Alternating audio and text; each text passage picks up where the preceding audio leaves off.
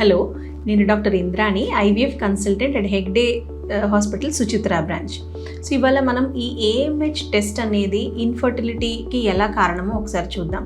So AMH అంటే anti Müllerian hormone అని అంటాము. ఈ హార్మోన్ నార్మల్గా ఆడవాళ్ళల్లో అండాశయం లేదా ఓవరీస్ అని అంటాం. సో అక్కడి నుంచి ఉత్పత్తి జరుగుతుంది అనమాట. సో ఈ ఏఎంహెచ్ వాల్యూ అనేది నార్మల్గా ఏజ్ ద్వారా వేరీ అవుతూ ఉంటుంది.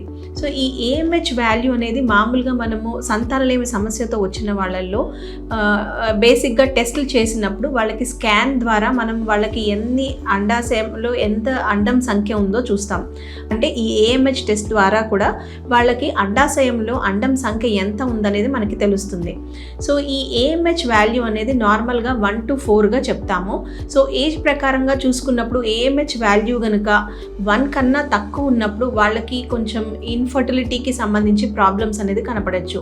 అంటే ఈ ఏఎంహెచ్ వాల్యూ తగ్గినప్పుడు ఏంటంటే ఈ అండం సంఖ్యతో పాటు అండం ఒక క్వాలిటీ అనేది తగ్గడం వల్ల వాళ్ళకి తయారయ్యే పిండంలో కూడా ఆ క్వాలిటీ అనేది లేకపోవడం వల్ల వాళ్ళకి సంతానం